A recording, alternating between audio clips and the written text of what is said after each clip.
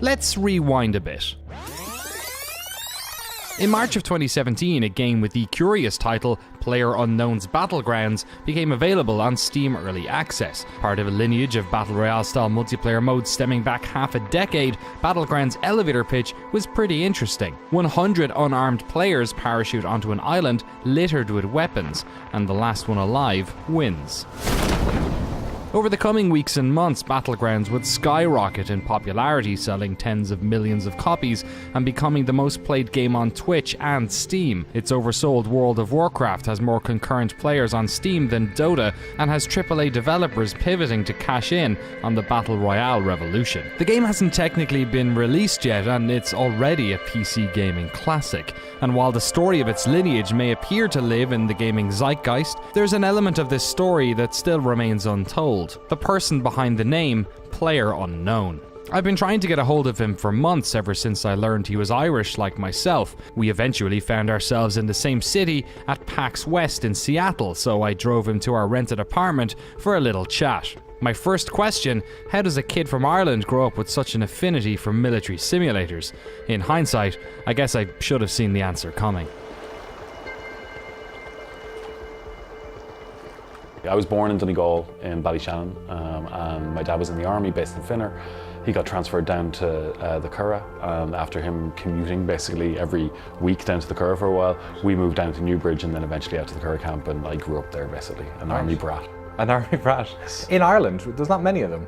No, I mean, it was funny because growing up as a kid, because I was like in officers' quarters, or like you didn't mix with other kids on the camp because, and there weren't very many other officers' kids you'd mix with. So, you know, and I wasn't living near any of my friends, so it was like weird growing up because like, you know, you had your friends in school, but then like outside of school, it was like at home on the camp.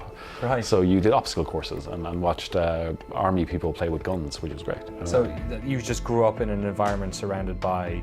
Oh yeah, like APCs, tanks, there was a bomb house down the back of our house, which is like a practice house for the Ranger Wing and other guys, and you just go down and watch them like breach the house and throw like flashbangs and stuff like that into the house. So that was fun, and they'd sometimes come over and show you their guns and kind of, you know, it was nice, you know, as a 11, 12-year-old seeing like a 44 Magnum and stuff like this, you know. And I always loved that, even like growing up, we'd travel to Donegal over summers, and I'd buy like guns and ammo and stuff like that, which led to some interesting stuff at the border crossing in the north, where they'd come through and check the bus and see like guns and ammo.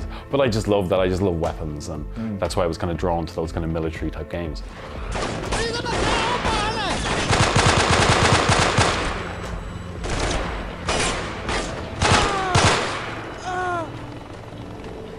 I love the idea that you had like bullet drop and you had like realistic ballistics and realism military, and the multiplayer aspect was great because you had so many like custom made game modes and custom made maps, and it kind of showed me the power of like modding basically, and this idea that the user was the content creator and not just the studio that makes the game.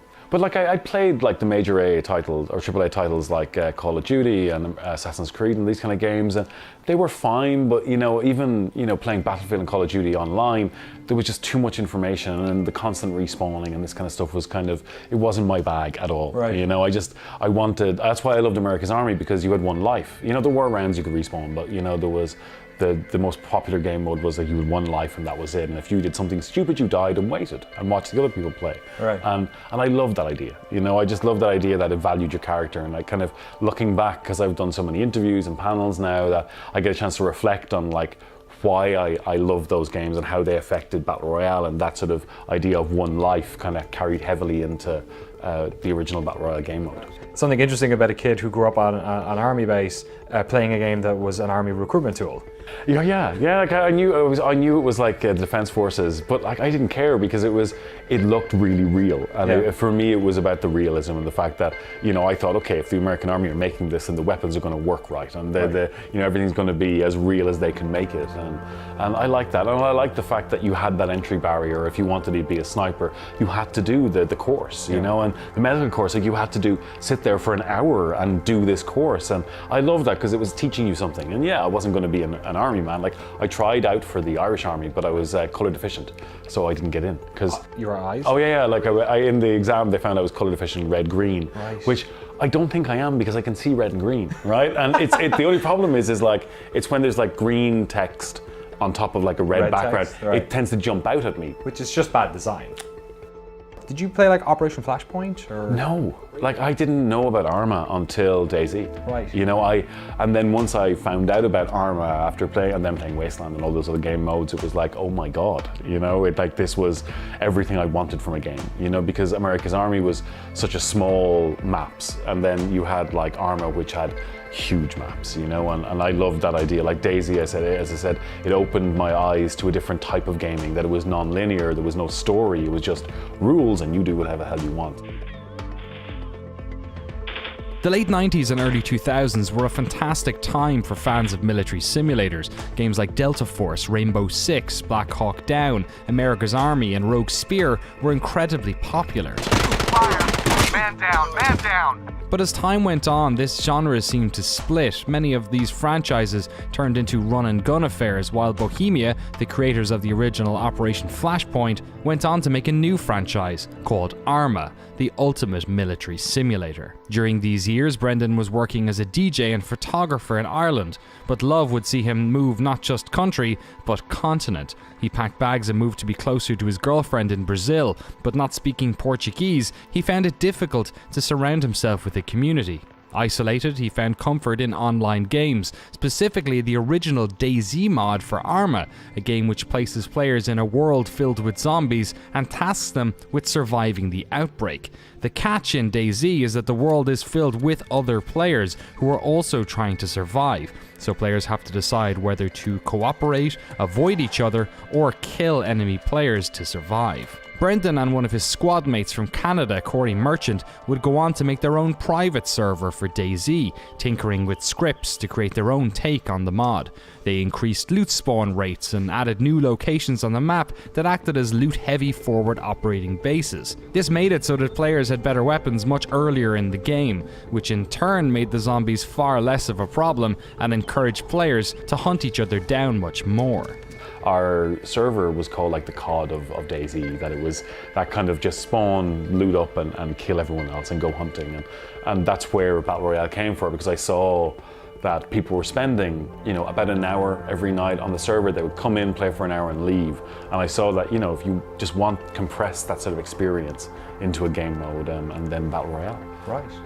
As his knowledge of scripting improved, Brendan decided to try and make his own game mode. While making graphics and websites for Brazilians, he spent a year and a half of his spare time developing the DayZ Battle Royale mode with the help of some friends online. The mod was popular but littered with server problems that meant that Brendan would often see people logging in to tell them they'd been trying to get into the game for over 2 days. But as problematic as that was, it was also a sign that the mode was popular. Once the standalone version of DayZ was fully released, most of his players moved on to that, so Brendan moved from modding on Arma 2 to Arma 3, where he launched PLAYERUNKNOWN'S Battle Royale. It was at that stage that Brendan's take on Battle Royale was starting to get noticed. Ex-Sony Online Entertainment, then Daybreak president John Smedley sent him a DM on Twitter asking whether he could help them design a Battle Royale game mode for their upcoming zombie survival game, H1Z1. By this stage, Brendan was back home living in Ireland with his parents.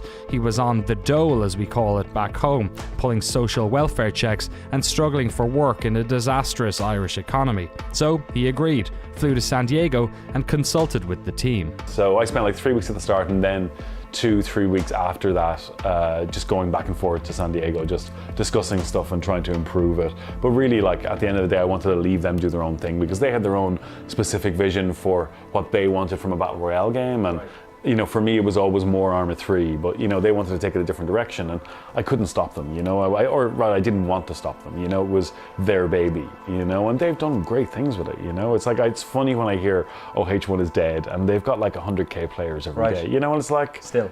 Yeah, it's like, yeah, dead game, yeah.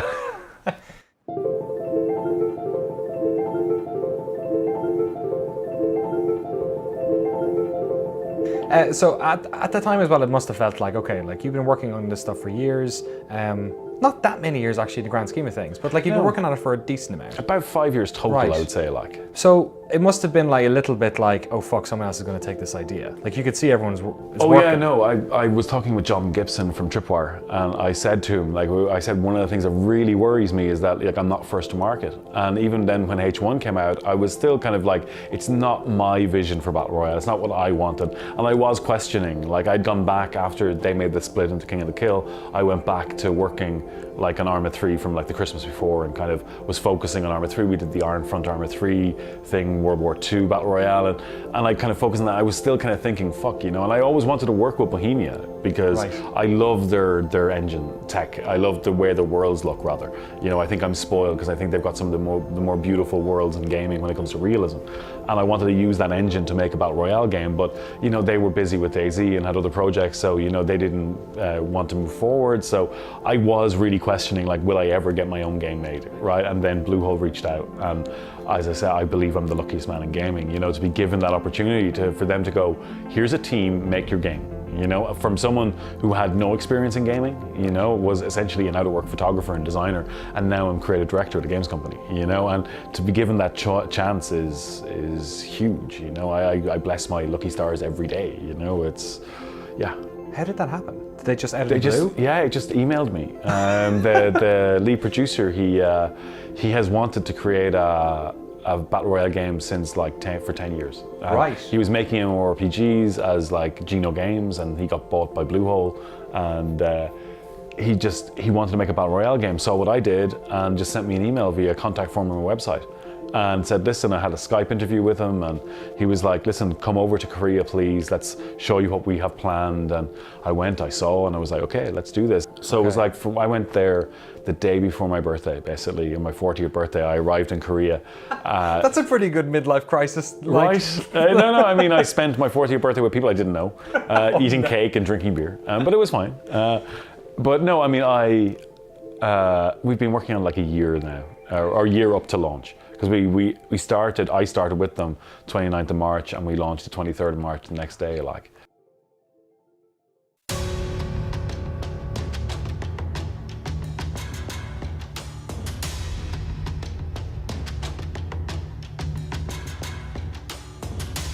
What was your expectation when it got launched? Who were you looking at as your competitors, and how did you think it was going to do?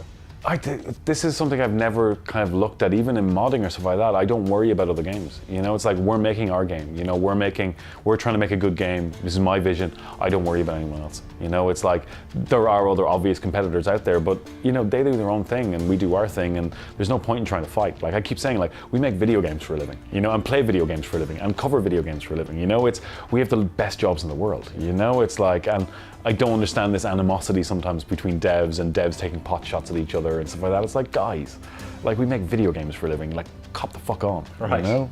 No, I mean, I remember, like, we said it live in the office, and I had gone and got, like, you know, 10 bottles of champagne just for the team. And once we hit 1 million, I think we hit $1 million in sales. Right. You know, we opened the champagne. We were like, you know, fuck it, we made $1 million. That'll do. But you know, how long was that? That was, I think, after 5 or 6 hours or something like that. Oh my God. Yeah, it was pretty quick. Like, but like I said, we hit 1 million copies sold in like 16 days. It's been insane.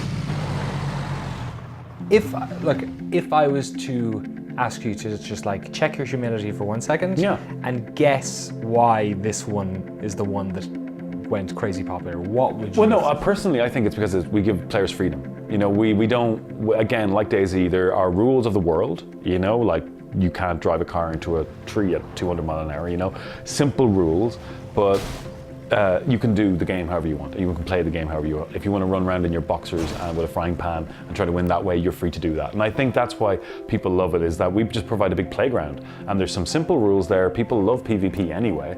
And it's just a very simple set of rules that it's easy to get into. It is tough to master. There is a skill ceiling there. But I think it's because there's just that freedom of letting people play however they want. We don't want to force a meta on anyone, you know, even though the pan meta is glorious and all praise the pan. You're being shot from the field, shot from the field. Move up.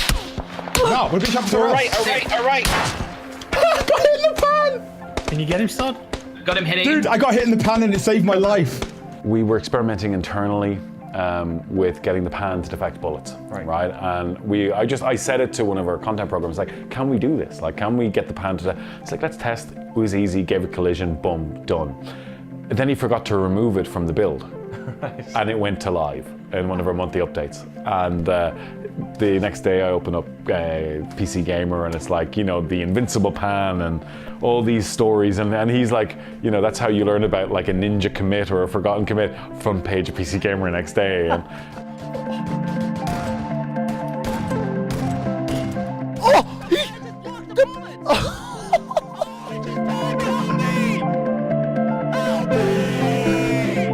you know, but I love that, like, all the way through early development, you know, our EP, Cheng and Kim, he basically, if you wanted to add something to the game or do something in the game, if you wanted, you took control, you did that and added it, right? And that was that kind of, everyone could participate. And there was an overall vision there, and there was some level of control, but if you wanted to take ownership of something and you had an idea, you just do it. And if you could do it, and that's, like, we got Revive into the game and stuff like that through these kind of processes of people suggesting stuff and it going in, so.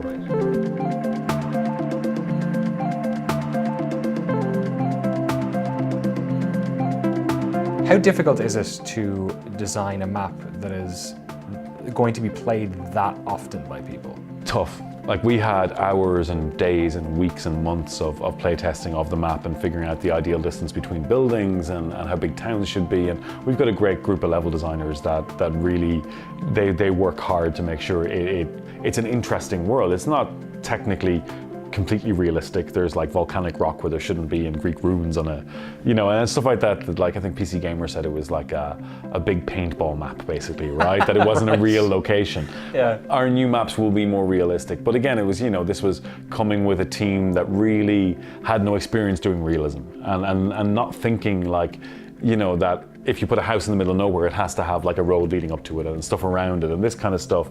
And even like little details, like when we were making fields, they know what fields in Korea look like, which are like dips like this, so you have water in the bottom. So they were making our fields like this, and I was like, but that's not what like Europeans' fields look like. You know, we have rain, you know, you don't need these water canals and little things like that. But, you know, now moving on to our second map, you know, it's under the lead of Sergi, our lead environment artist, and he has such a dedication to, like, he gets books and reads like the trees of Crimea, or, you know, and really does his research into finding like the best architecture. So our new maps, you know, they're still going to be play tested and stuff, but they're just going to be more realistic, I guess. How does the design of the houses work? Because obviously there's a difference between designing a house that looks like people would live in it and also one that is like fun for people to explore. Oh yeah, I mean, we've had to like remove stuff from houses. Like, we have various algorithms internally to kind of, wherever the house is placed, it changes what stuff's inside. But, you know, it's more about giving the people space. Like, again, they just run around the house for like days and weeks trying to just figure out, okay, is this comfortable to play in? And everything's just a bit bigger scaled as well, because especially in first person, if it's the right scale, everything feels small. One of the added benefits of having agency over where you land on the map is the ability to suit your playstyle around your mood. If you're looking for a fight, you can jump onto the military base, Pachinki, or the school. But if you're in a less intense mood, parachuting into a quiet area of the map to get as much loot as you can be just as enjoyable. As I say, if you want to have a high intensity start, go to school, you know, but if you want a more chilled out thing, drift for miles and, you know, find a random house in the middle of nowhere, you know, and go that way. But, you know, it's that freedom that you can play the game however you want. There's no right way to play it, you know. If you want to be a bushwookie, go ahead and do it. You know, if you want to run around like John Rambo, go ahead and do it, you know. And that's what I like about the game, is that, you know, and that's why I think it's successful, is because it suits anyone's play style, whatever play style they want to do that particular day. What are the types of things then with the new map that you think are interesting about it? Obviously the sort of metropolitan area creates a completely different type of battle. Oh yeah, and I mean, we want to do other smaller game modes, and like, you know, I had a game mode in Arma 3 called Street Fight, which was like just based on a random town analysis, and you get spawned over the random town, and it's town fight, right? Street fight. And I want to do that with new maps where you have just a big city and it's all focused on the big city, you know. And someone suggested on Reddit we do like a Nakatomi Tower type battle royale where like, and that even sparked off ideas that we have the tech internally that we could generate the tower randomly every time, right?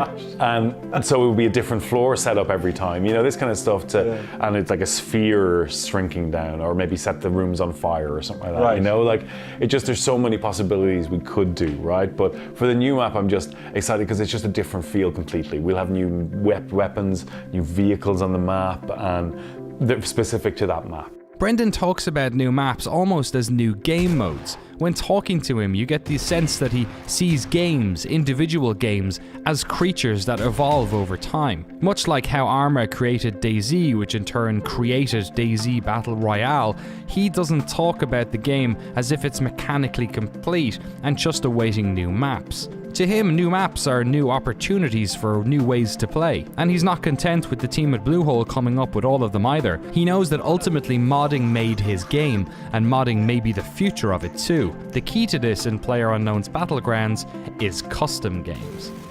We want to give as much like fine-grained control as to what you can control in the game. It's like modding light almost, right? And we want to give the ability maybe to remove the Battle Royale game mode completely and let people just run live servers or whatever they want on our island. And the idea is that we don't generate all the game modes. For me, I love creating game modes, and I probably will in the future, but it's more about creating the platform for all the other users and finding that next PLAYERUNKNOWN.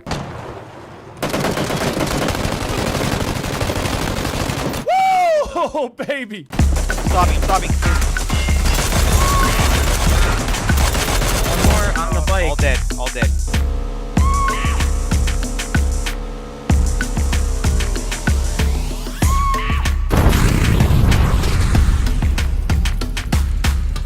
Even with Arma 3 BR, I was always very tight with streamers in that, like, there were streamers that would run sub nights or sub days on Sundays, and they would have, like, I would give them a custom Battle Royale server where they could run their own internal, like, sub games and stuff like that. So I was always, like, I always tried to help streamers, you know, that were playing the game. You try to help them because they're helping, like, you know, publicize your game, you know, why wouldn't you? I owe a lot of my success to like guys like Lyric and Summit and those that played Arma 3 BR back in the early days, because it was through them playing it that Adam Clegg and Jimmy on Daybreak or in Sony Online at the time saw this and convinced John Smelly to hire me, you know, that... Are you in disrespect quashed beef? Oh yeah. Oh no, I mean, I met him at the Twitch party and we had a good chat. Right. You know, but I knew it was like his character, you know, that's his thing, you know, but you know, I just had to make a point because there are people, especially on the internet, that they don't understand that it's a character, you know, and that's, you know, I don't want to be looking over my shoulder at conventions. And I see it all the time, you know, on a daily basis. I get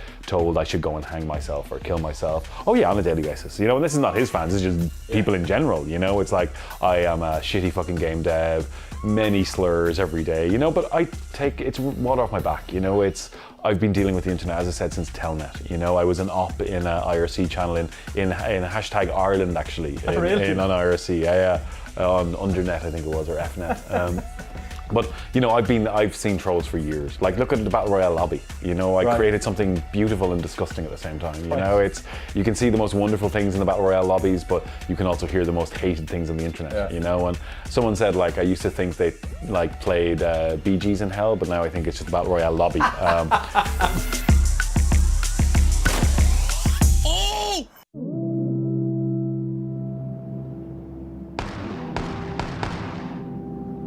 the way a recoil is set up is just so clever in that there's no pattern there, right? There's a variation, so like as it gets up to here, it'll maybe go left or maybe go right? And it's your speed, how you can react to that gives you the skill, which I think is just really clever. Like, it's not learning a pattern, it's your reflexes rather than anything else, which is a real, for me, is a real test of like a player's skill, is like how quick their reflexes are.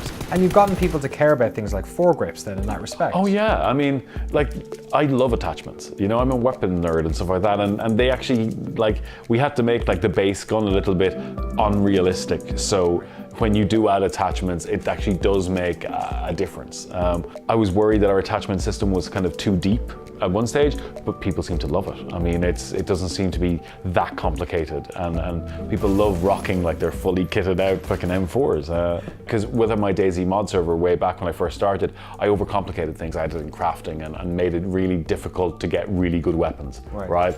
And our server died because of that. So with all the Battle Royale modes, I deliberately kept it simple, you know, and kind of how I've always looked at it was like, if you want the military sim, there's Arma 3B and it still exists, and there's a dev team working on it, and there's lots of servers, you know.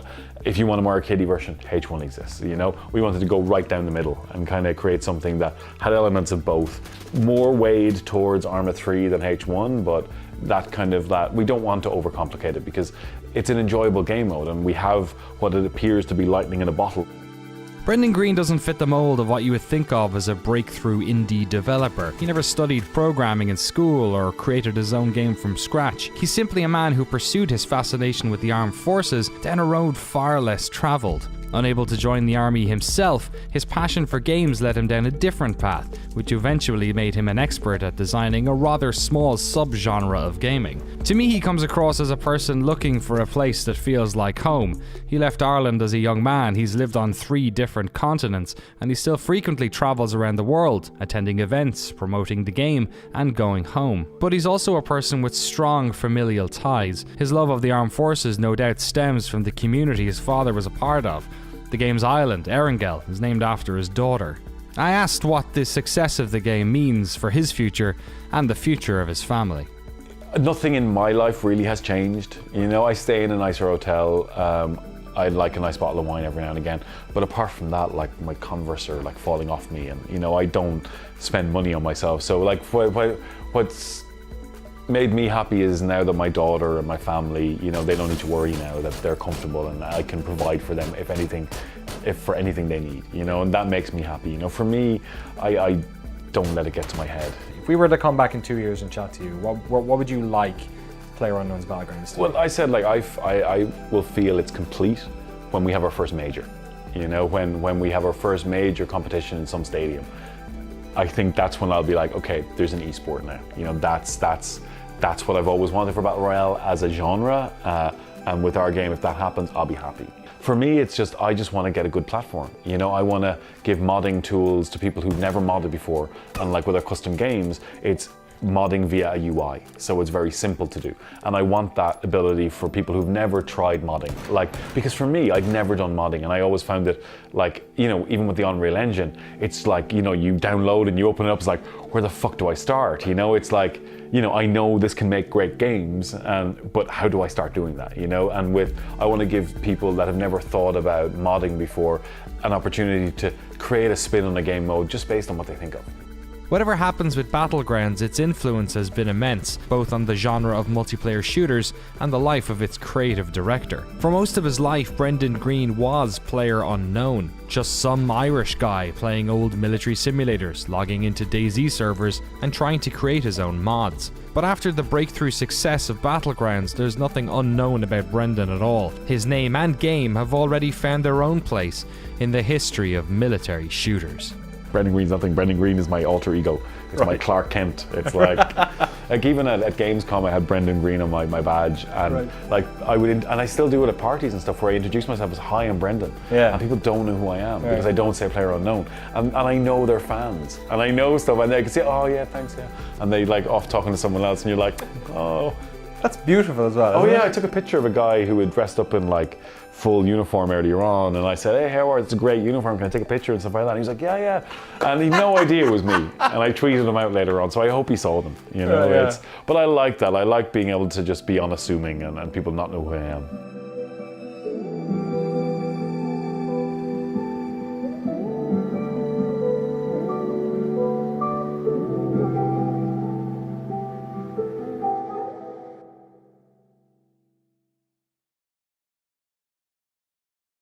Fair compromise. Loads of big buildings. That's pretty shit, but we'll do it.